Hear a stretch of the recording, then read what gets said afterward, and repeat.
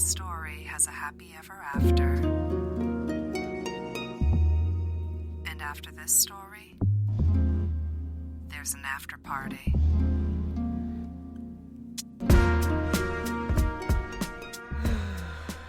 As a Led Zeppelin fan, I am personally ashamed of myself for not picking up the references. Yep.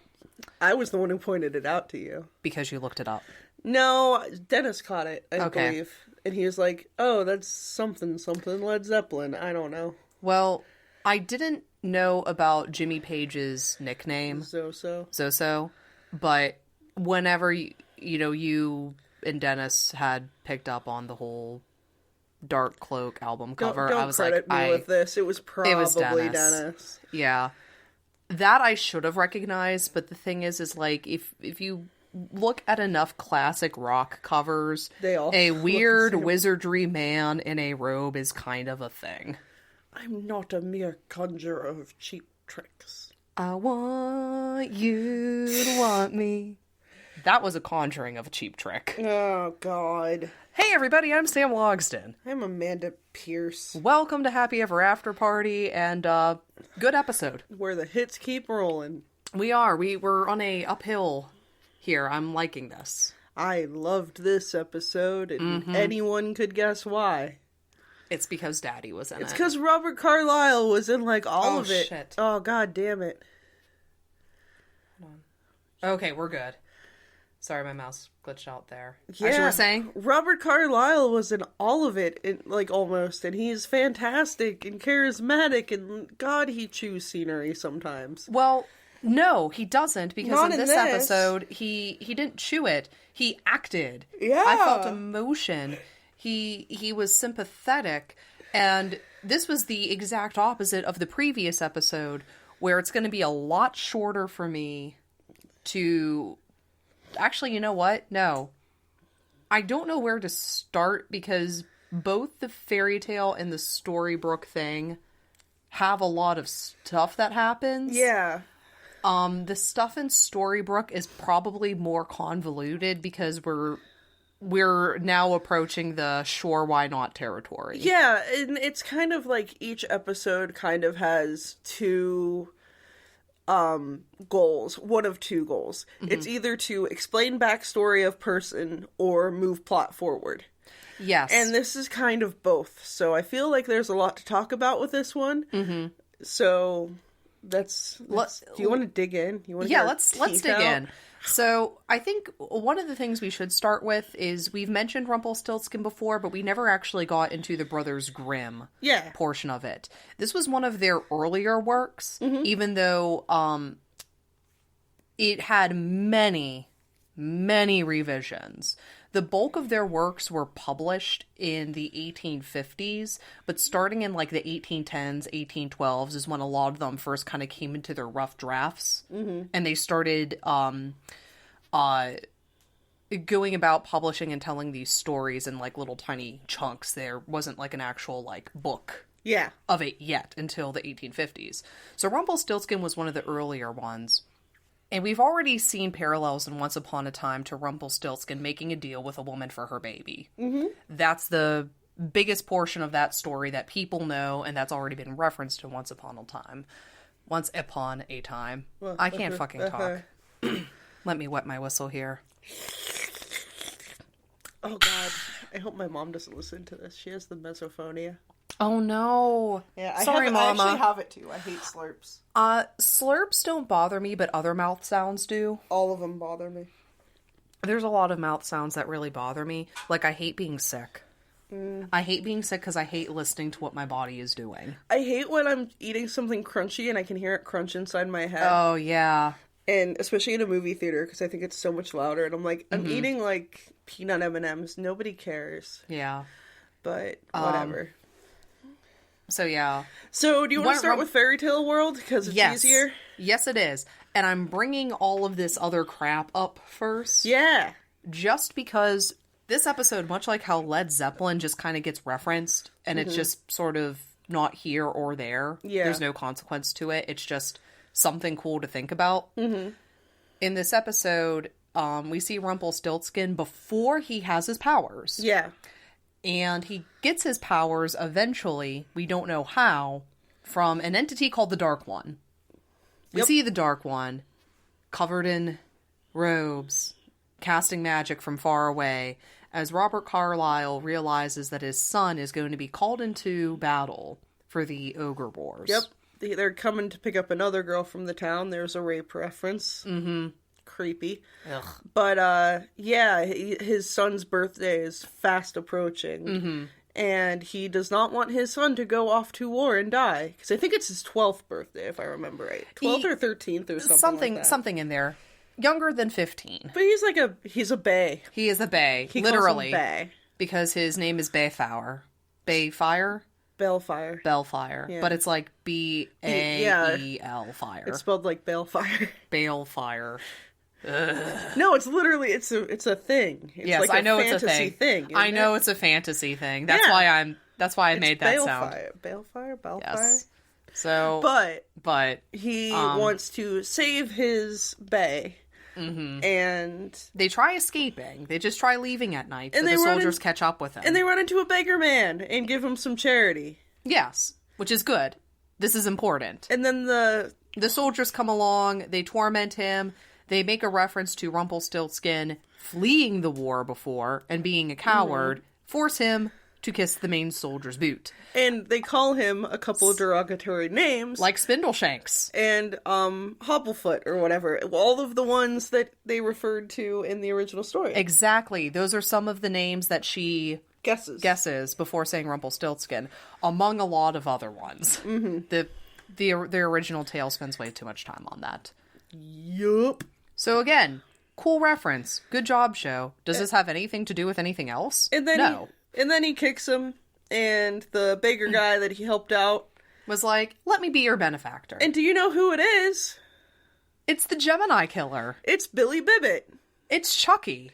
It's that actor's name. Grima Wormtongue. Brad Dourif. Yeah, Brad Dourif. Yeah. God, he's an absolute delight. He's a wonderful character actor and voiceover artist.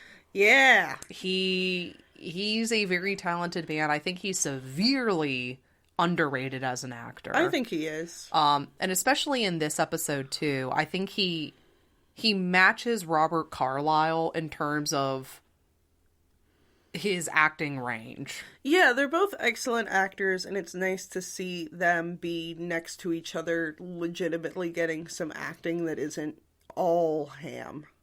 Not all ham, and not all, like, Telemundo. Yeah, like, no chewing scenery. They're, like, legitimately sitting around a fire talking about the Dark One and what that is and what he can do to try to save his son. And it's, like, good acting stuff. Yeah.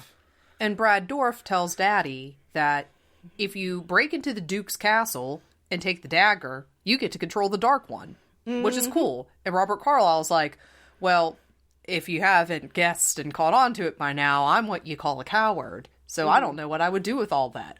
And Brad Dourif's like, well, you know, if you stab the Dark One, you get to have his powers. That's pretty cool. Mm-hmm. And then he comes up with a plot. He comes up with a plot. You know what he does?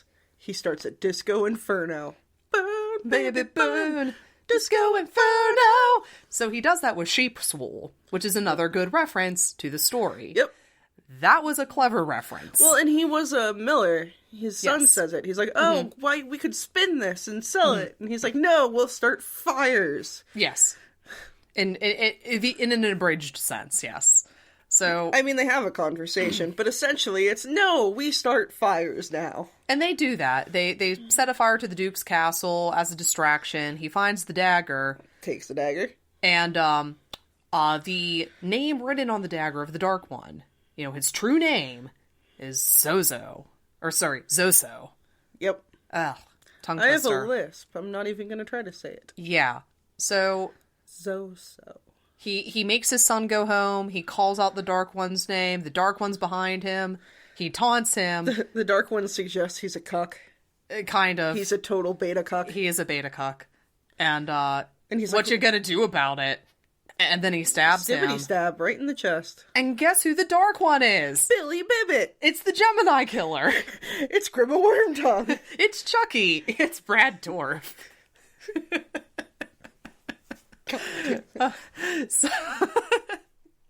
But no, he stabs Brad Dourif, and he's like, this was a burden. And like, basically he goaded Rumpelstiltskin into killing him. Yeah. Because all magic comes with a price.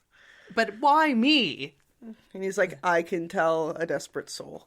Yes, I know a desperate soul when I see one. Yep. So he removes the dagger from the dead dwarf's chest. Because there are dwarves in this. He removes it from Billy Bibbit's chest.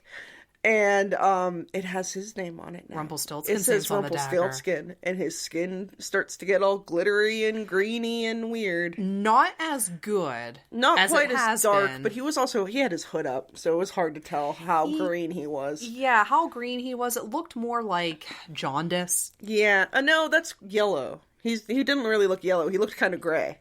Yeah, just like not well. Like poor circulation, maybe. Yeah. But only his hand was glittery. And glittery. No, his face was glittery when he comes back. It was sweaty. It was glittery sweat. It was glittery sweat. We'll compromise and say that he was dewy. He was on fleek, au naturel, dewy, juicy skin. Yeah.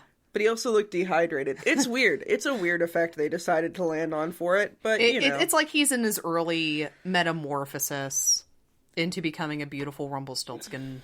But now he has powers, and he goes back, and they're coming for his son, and everybody else is hiding out, and the guy's like, ooh, the rip-off Hodor. Hordor. Okay, show. We know that Game of Thrones exists. We know you know Game of Thrones exists. You did not have to do that. Yeah, the dickhead guy is named Hordor. It's one letter off. The kiss my boot guy. Yeah. Is named Hordor. And then Rumpelstiltskin, long and short of it, kills them all. Yeah. And his son is horrified. Yeah. He's like, don't you feel safe, Bae? And he's like, no! My dad just murdered people in front of me. And one not in front of me. Mm-hmm. So now I don't feel safe. So that's the fairy tale portion of it. And I know what you're thinking. Wow, guys. That sounded like a big, convoluted mess of plot. Yeah. Wait till you hear what happens in Storybrooke. Well, I mean, it was like these Ogre Wars. Oh, that we've never mentioned before, but are here now. Oh, yes. This guy. The dark one that we've never heard of, but is here now. And they don't really explain it. And for the record, I don't have a problem with this. You know, it's sort of like in Lord of the Rings, you know that there's a giant battle that happens. But at the beginning. The thing, Tolkien wrote books about it. He did. He did write books about it, but when you're reading the first book, okay, it goes into detail about a lot of things, but the war itself that actually began in that first book doesn't really dwell on it too much. And they burned down a king's castle. Don't know what king. No, it wasn't a king. It was a duke. It wasn't a king. Oh, it was a duke. Okay. Yeah. That explains and it was it. the duke that is forcing everybody to do the Ogre Wars. It was a That duke. was the stuff that was explained in the show. Okay. What the Ogre Wars are and who the Dark One was, who cares? It doesn't matter. Needs of the plot. And it seems to me that this is like a pre-Regina setting. Yeah. I can't confirm that based off the rest of the show because, again, I've just been watching these one at a time.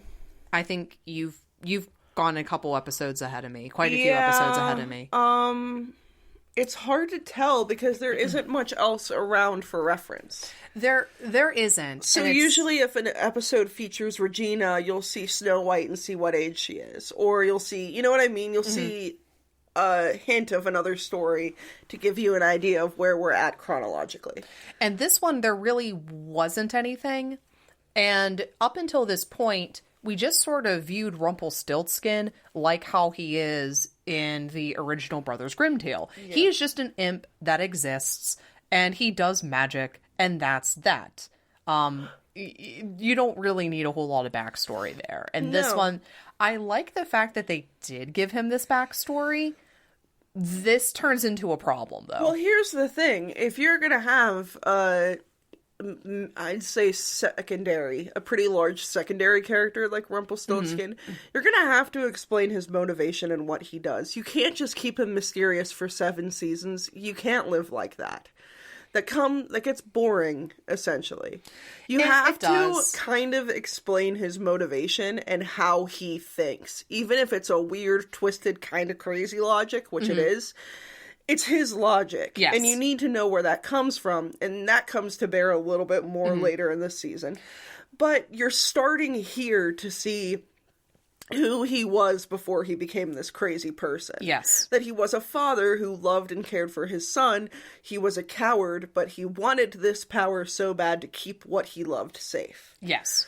Which you could argue is a noble motivation, but it's interesting in his character to see how it gets twisted. Because you can see in Storybrooke now that it is twisted. And in the flashbacks where they have Rumpelstiltskin in the fantasy world, that he gets twisted. So how that happens is going to be more interesting than just a nebulous character that does what a true chaotic neutral character that has no motivation, really. No, and I agree with you. And that's sort of why I kind of don't want to make a morality tally chart for him. No. Because that's not his arc. His arc has to do with his abuse of power and people not just simply saying, you used to be good. Yeah. It was that you used to be human. Yeah. And that is a very compelling story. Yeah. That is really interesting.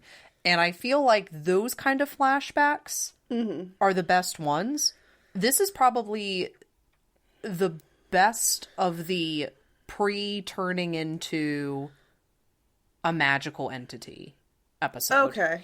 The ones where he is human after this are not nearly as good. Yeah. And they do very little to explain why he's batshit insane. Yeah. The absorption of the Dark One's power, what he chooses to do with it, how he learns to do things with it, that stuff's really interesting. Yeah. Where everything else about explaining his backstory becomes a problem is like the show trying to remind you that he used to be a coward. Because this episode, that suffices. Everything that you see in here, we do not need to see much more of He's a coward with no power who wants to protect his son, so he does what he has to do. That's a pretty basic story, but it's sufficient right now. Yes. To explain some of what he has been doing historically. And especially with what happens in Storybrooke too, it kind of does a little bit to show what his background is.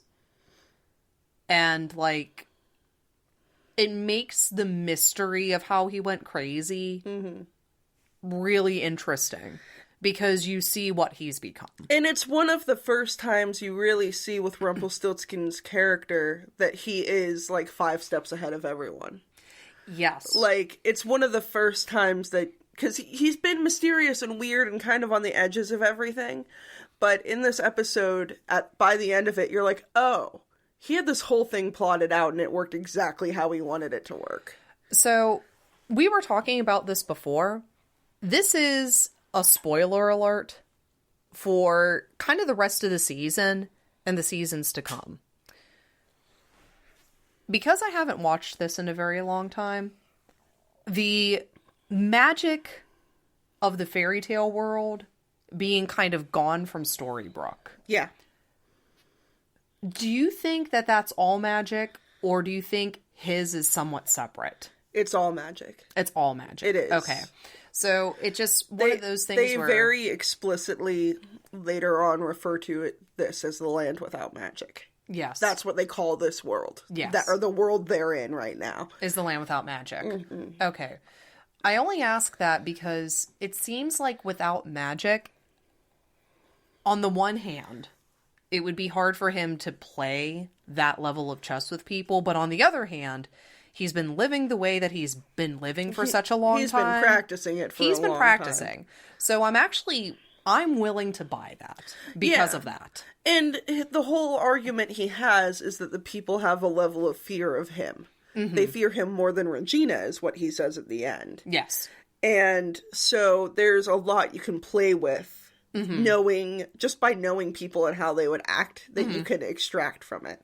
Yes. So, I mean, Amanda, we can't pussyfoot about this anymore. Okay. We have to talk about what happens in Storybrooke. Let's go for it. 2 weeks after our previous episode. Remember. Or our previous, the previous episode. The previous episode. Remember, Sheriff Graham is dead. He did. The only other person who we ever see at the police station, even though they have a full fucking fire department. Yeah, really. No, yeah, wait. Yeah. You never see anyone else. And at one point, she says, like, oh, I called for backup. At one point, somewhere in this show, I don't know if it's future or past, but she's like, I'll call for backup. And the other person's like, you didn't call for backup. And I'm sitting here like, what backup? Yes.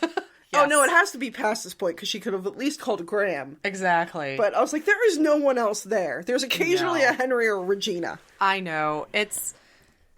Well, since Emma's the only person who's in the police station, because Emma is the only other person at the police station, 2 weeks after his death, apparently is when you get an automatic promotion.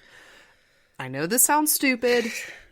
It gets worse. Just remember what we said before. If it sounds like something is stupid, just say, sure, why not? Yeah, it seems like promotion's automatic, and then Regina's like, nah, I'm gonna put up someone else to be sheriff, and you is fired. Yeah, because that's how that works. And she's gonna put Sidney Glass up, because he has no law enforcement experience, because that's how that works. Now, as a friendly reminder, Sidney Glass is played by Giancarlo Esposito. Giancarlo. That's what I said. Esposito. I'm being clear. Yes. Giancarlo Esposito. Dennis, this is for you. Giancarlo Esposito. Asmer. So yeah, the tabloid writer, because it's not a newspaper, it's a tabloid. Fake news. Is going to be sheriff. And then Mr. Gold comes in. Okay, I told you this when we watched it, but I was watching this one with Dennis, and he was like, but sheriff is an elected position. It's not appointed. They should have an election. A sheriff is an elected position, not just appointed. And then, like, the next scene, Mr. Gold comes in with the town charter. Saying, guess what? The sheriff's role is an elected position. And Dennis threw things and swore and stormed out of the room. He didn't do any of this, but he gets really mad when I either exaggerate or misrepresent him. So it's pretty funny. So yeah, no, he broke things. He flipped tables. He yelled at our cats. He took a cooking ladle and flew out the window, how Rumplestiltskin does. He did. And then he stomped on the floor so hard that his foot got caught, and then he tried pulling it out and he tore himself in half. And then he got little flying monkeys. Like, let's throw all the mythology in here. Let's do it. Yep. Anyway. Dennis is now more mythical and magical than anything we're going to talk about in Once Upon a Time. He's just my husband unicorn. Singles watching, that wasn't an invitation. No. Nobody wants that. Okay. Least of all Dennis. All right, so, Mr. Gold comes in with this stellar revelation that democracy exists in America. And Emma storms in onto Regina having a press conference about to pin Sydney, and Emma goes, democracy is still a thing in this country. This was 10 years ago. Yeah, I was about to say.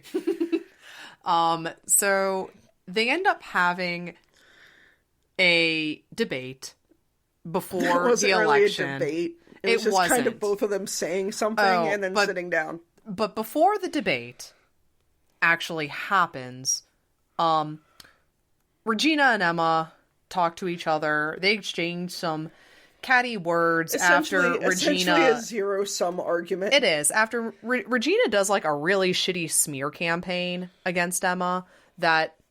I'll bring this up briefly. That's what she did. I forgot. In the tabloids, they pull up Emma's juvie record, where it is shown that she gave birth to Henry in a prison. Henry is not traumatized by this, but he just kind of like mopes for a second or two and is like, well, at least you're not an evil queen. And then she goes, Emma confronts her and she's like, what, you didn't want to know you cut his cord with a shiv? And I was like, okay. That was funny. There were a couple yucks in this one that I can't remember. Well, it wasn't a true joke, but it made me laugh. As they're leaving Regina's house, still fighting with each other, Emma was like, you didn't have to throw that smear campaign against me. And Regina says, I was just trying to fight fire with... And then it explodes. Boom. It wasn't her house, it was the town hall. It was the town hall, okay. All the white fucking buildings. That's why they held the debate in the auditorium, I'm assuming. Because they were doing construction on the town hall. That makes sense. I care! I told you. Wow. I know little stupid details about stuff. I notice stupid things like that. So, I have a lot of pride in my, mythology references, and you can have the pride of knowing Storybrooke as intimately as you do. Thank God. You're good I at have something. maps. I have charts that do this. Oh, God. The chart says... The graphs say. But, yeah, so it explodes, and Regina thinks Emma's gonna kill her. Like, just leave her to burn to death. But she doesn't, because Emma is suddenly a morally right person. But she had a little, speech thingy that I actually really liked after she saved Regina. And, because Regina's like, oh, my ankle, put me down gently. And Emma's like... Oh, you're complaining about how I saved you? Well, next time. And she's like, you know what? Next time I'll do the same thing. I'll still save you. And I'll save you again. Because that's what good people do. Yeah. And I'm like, okay, Emma, I can actually back you up on this for once. Yes. Good job. And when they do have the debate, I could kind of actually agree with her still. Mm-hmm. Because in the wreckage of the fire, Emma notices... Lanolin. Lanolin. Yeah. Sheepskin. Yep. Flammable. Yep. That Mr. Glass. Oh, God. Mr. Gold. I'm crossing my streams. Ugh. I'm leaving an unbreakable world. You can't see the look I'm giving her. And then Bruce Willis comes in, and it's really strange. You know what? If Bruce Willis could come in and play Snow White, I'd be so much happier. But Mr. Gold was doing something with lanolin before. He was waterproofing a wooden surface with it. Yeah. And Emma recognizes the smell. His stinky sheep stuff. Yeah. Is what he called it. Yeah, stinky sheep crap. Yeah. And she's like... confronts him. Like, dude, what the fuck? I knew you were going to support me, but I didn't realize you were going to do, a whole setup. So, arson. Yeah. Yeah. What the fuck, dude? What is with you and arson, man? So, town hall, they have the opening statements of the debate without getting into the debate itself, because Emma just publicly announces, hey, just so you guys know, Mr. Gold was the one who set that fire. He said that he'd support me, and I didn't realize this is what he meant. What the fuck, dude? I'm just gonna peace out. You skipped over Jiminy Cricket's part. That was the one joke. That was so funny. It's like he's introducing the debate, and he's like Emma Glass and or Emma Swan and Sydney Glass. Sydney Glass. Glass Swan. Glass Swan sounds like a thing a decorator would give you. And then there's silence, and he says, "Wow, crickets." That was funny. And then he does say, "Vote your conscience." Yeah. Too. But I know. That wasn't funny. That was just weird. and same thing with Sydney Glass saying that he wants to reflect the town's positive attributes. Mm-hmm. Giancarlo. Playing with his ties in the mirror. Yeah.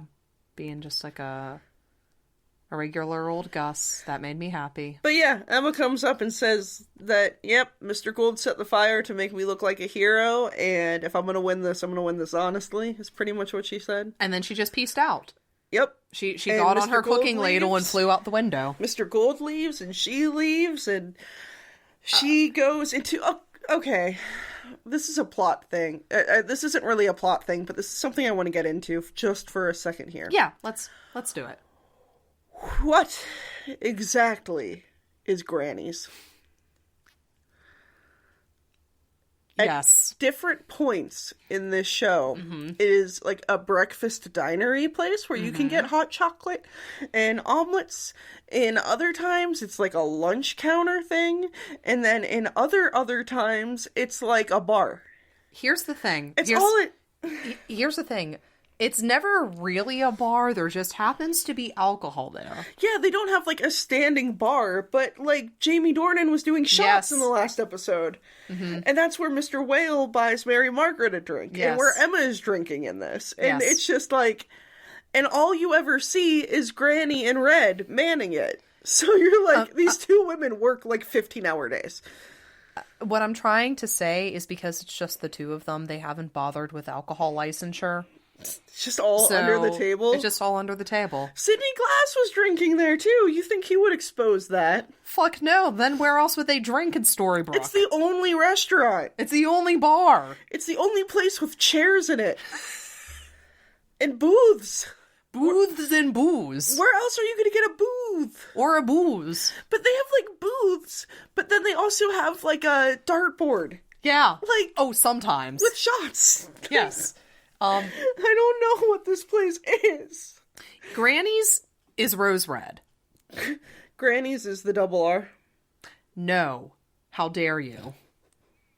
It's not the double R, because the double R is known for its cherry pie, and its coffee. Damn fine cup of coffee.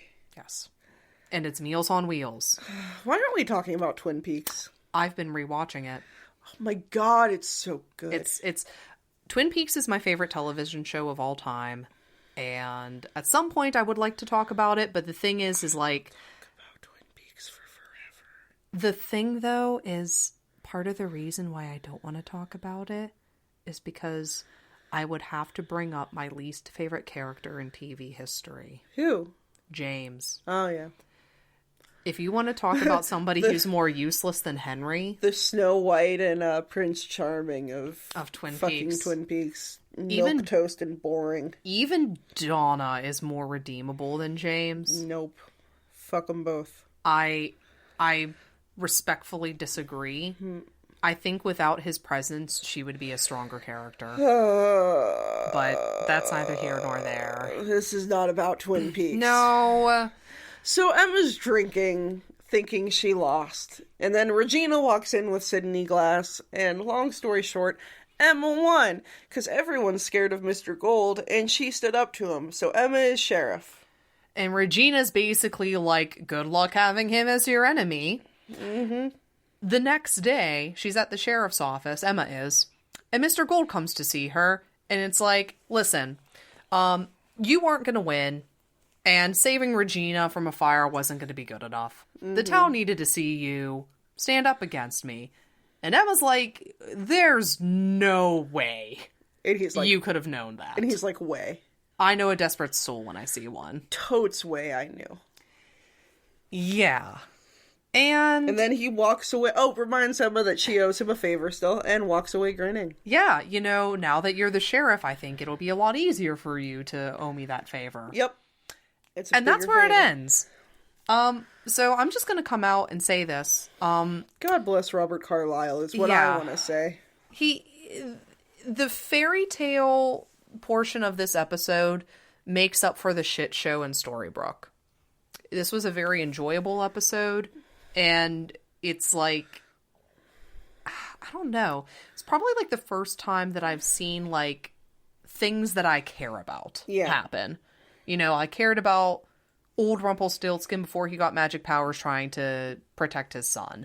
And the exchange that they have, and the kid actor who plays Bay, he did a good job. He looked like Robin from Game of Thrones. When I first saw this episode, young Robin. A little bit. He had that same kind of vacant face and that bowl cut. Yeah, the kid doesn't have a bowl cut. He has like that fringy thing that Robin had in the very beginning when he was still breastfeeding. Oh, okay.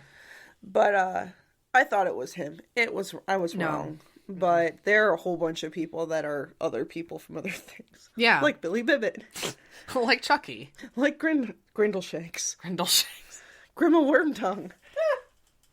Like the Gemini Killer. Brad Dourif. Like Brad Dourif. But This episode, the shit show in Storybrooke, as you coined it, is not that bad. And frankly, God bless Robert Carlyle, because he is legitimately a great actor. Mm-hmm. And he can carry a lot of bullshit on his weird, charismatic little shoulders. His very scrawny shoulders. Yeah. Dennis said he gained a lot of weight for T2.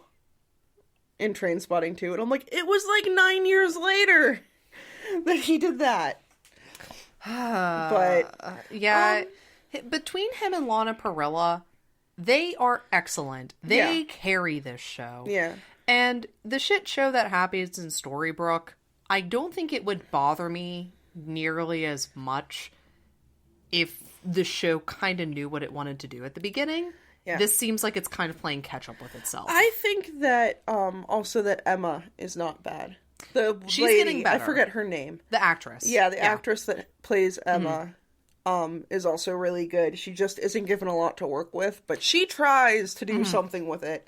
Like she tried in this one with the I'm a good person kind of thing at the end of saving her. And it's not even like she's admitting that she's a good person either. Yeah. It's just like it's what a good person does. Yes. She recognizes what it means to do good things. Yeah. And the writers from this point out kind of make her and Mary Margaret fluctuate between being the voice of reason. Mm-hmm. Like there's like that whole time when Emma was fired and she's in the apartment. And Mary Margaret... She punched a toaster. She punched a toaster. And Mary Margaret is just basically like, well, why do you even care about the sheriff's position in the first place? You know, we as the audience might think that because this was just something that she was doing because she was in town for her son and didn't really have anything, you know, keeping her there, especially after Graham died. There was really no good reason for her to want that position. Yeah. So we can think that. Why Mary Margaret would ask that question kind of seems a little out of the blue, but you know what? The show's going to make her do stuff like this from now on. And it seems like a mom question. I'm not going to lie. Yeah. It seemed like when she said, like, well, why do you want it so bad? And she's like, I don't know, I just want it. I swear I've had this conversation with my mother. My mom's like, why are you so upset? You don't even care about what these people think or what they do. And I'm like, I don't know, I'm just upset. Yeah. And it's... kind of cute because, you know, that actually is her mom. Yeah, that's what I mean. I thought it was kind of interesting that they gave that to Mary Margaret, because you can speak truth and ask questions like that to your daughter or to your mother that you can't always do to other people. And even though they don't know that they're family, the fact that they have that dynamic to their relationship is like, oh, even though they don't know it, they still have the kind of back and forth of a mother and child. And I can't remember if this ever becomes a thing, but the fact that they are literally the same age. It's weird. It's very weird, and I can't get over it. And I think that actually becomes a point of contingency later. I don't know about where I'm at, but it might be later than where I'm at. I'm not super far ahead. I'm a little bit further ahead, though. Like, it doesn't become a major plot thing, but, like, for a couple of episodes, it's a thing that happens. It's like the whole, you know, I'm a mature woman. You can't tell me what to do. I'm the same age as you. And they take turns saying that to each other. So, you know, therapists, people who are in school to becoming psychologists, have fun with that. Yeah. Because I've definitely, like, my mom said stuff like that to me, and I've said stuff like that to her. Which is, why are you upset? And my mom goes, I don't know, I'm just upset. Yes. You know, like, it's fine. But it's definitely a conversation that I don't think is uncommon. No, it's not. It just comes out of, again, the show feels like it's playing catch up with themselves. Yeah. You know, we hear that Mary Margaret's her mother, but until that point, do we really see her doing anything motherly outside of just, like, other than just asking giving her to advice stay? And stuff? Yeah, she but kind of does the kind of guidance thing. She does the guidance thing, but she's also a school teacher, so she's kind of acting like somebody who has that kind of deposition. It's definitely like a maternal character that she's been drawn as. Yes, and this is the first that we're starting to see her be specifically maternally acting towards Emma. Yeah. So the you know, it seems like it's out of the middle of nowhere, but it's the show trying to make itself get a little bit, like, cleaner. Yeah, it's definitely cleaning up, and like I said, for the last 2 episodes, really, I think it's finding its stride still.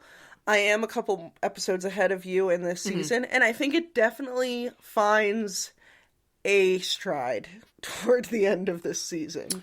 Well, as it goes on, it gets a tone. And it gets there are yucks, there is darkness, there is intrigue, there's a lot to it. And, but it never gets too much to chew in one episode. No, it doesn't. And I would say that there's a lot of things that happen where it seems convoluted, but it's for a point. Needs of the plot. It's never done out of, like, a mean-spiritedness, and it's never done as, like a troll to the fans. Yeah. Which I think if I ever had to give Once Upon a Time, like, a nice thing to say about it, is that it is nice to the fans. It's not trying to be too smart. Yeah. It's not trying to pull things out from under the rug from you. It's doing its own thing, and it's having fun, and it's not sort of, like, catering to the criticism it receives. It knows what it is. Well, that's what I mean when I said last episode that it was a period show. Like a day 2 period show, basically, is kind of what I meant. It is sincere. Yes. It's a very sincere show. They don't wink to the audience. They don't try to be too smart or, like when I compared it to a Lifetime movie last episode. When they were, Lifetime movies where they wink, like the Grumpy Cat Christmas one. Yes. Where they wink and nod to the audience, and there's in-jokes, and you're like, this isn't what I want from you. No. I want you to be starry-eyed and naive and frankly Disney, which is why when this show does, and it has made me cry, I don't feel bad about it, because it's just an honest, sincere show, and they can say that true love is the most powerful magic of all, like, 5 times an episode. And there'll still be things in the episode that'll make me, like, legit tear up and feel like an idiot. Yeah. Because you're just like, it's like when I was crying at Coco by myself. Like, I went to see the Pixar movie Coco by myself in the movie theater, surrounded by parents with children and older people, alone in a movie theater. I cried like a hungry, tired child. Like, I was upset. No, But it's the same sincerity that carries through. It's that Disney sincerity that you're like, damn it! I still can't watch that clip of The Lion King without crying. Oh, I can watch that, but I can't listen to Reflection without crying.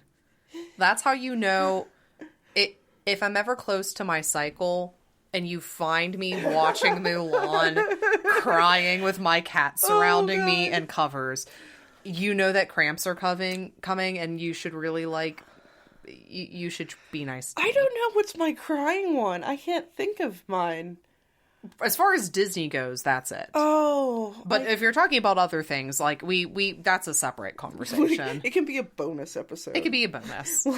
We'll create a Patreon just for our period watches episode. Oh my god. Blazing Saddles is just my depression one. That's not my I need a good heartfelt cry one. No, that's the I need to feel laughter again. Yeah, movie. I need to remember what funny is and that there is joy in the world.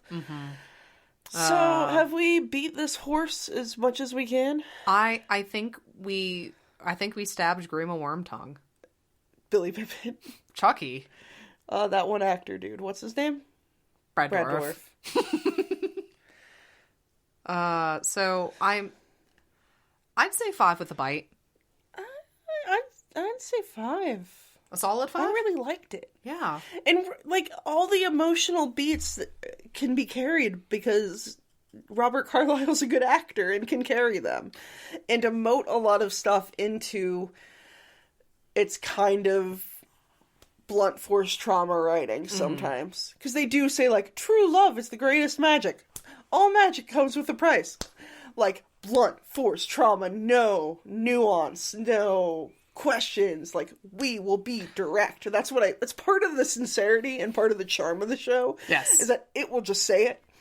But it does come off as, like, blunt force trauma. Like, yes, it does. Disney-isms. I have, like, little bunny quotes going. Mm-hmm. But if you get a great actor to carry that, you can still make it come across as, like, heartfelt and new. Yes. So I want to give it a solid 5. If it was just the fairy tale portion of it, it would be a solid 5. Mm-hmm. Because... Billy Bibbit, you're not going to give him a 5? No, that part, if it was just the fairy tale portion, I would give it a 5. Where's Brad Dourif now? But he's still alive, babe. He is? Yeah. Thank God. He still does stuff. He pops up when you least expect it. Like I said, I think he's one of the most underrated actors and one of the best character actors in Hollywood. Like period. under this desk? Pew! I wish. Oh, God. Him and Daddy Carlisle can fit under there. No. I'm good. Hard pass. No, because of the bullshit in Storybrooke, I do have to take a bite out of it. Okay. Well, you did get a nice little thing from Emma, and you got some sass still from Robert Carlyle. Plenty. It was a good episode. Henry was barely in it, which is always a plus. Yeah, I mean, he was still in it. Oh, homie, they start writing him out of the show hardcore. It's I so can't funny. wait. It's just I can't wait. There are like 3 episodes in a row. I'm like, you haven't seen Henry for shit right now, and I am fine with that. Mm-hmm. But, yep, I think we're good. We're good. You want to do 5 with a bite? I can agree to 5 with a bite. Like, I mean, we don't have to always match. 4.75, like 4 1/4. Yeah. Okay. Here's the thing: when I say a bite, I never specify that it's exactly half of the apple. Yeah. Okay. So we could do like 4 3/4, like 4.75, 4.6. Context is for the week. 4.5. 5 with a bite. 5 with a bite works for me. We're bad at math. I can't math. I'm just a girl. Don't ask me. I'm just a girl. All right, folks. You know what we say. Might not be the end. It might not be happy. But you are always welcome to this party. You take care Play of me yourselves. out, Paul.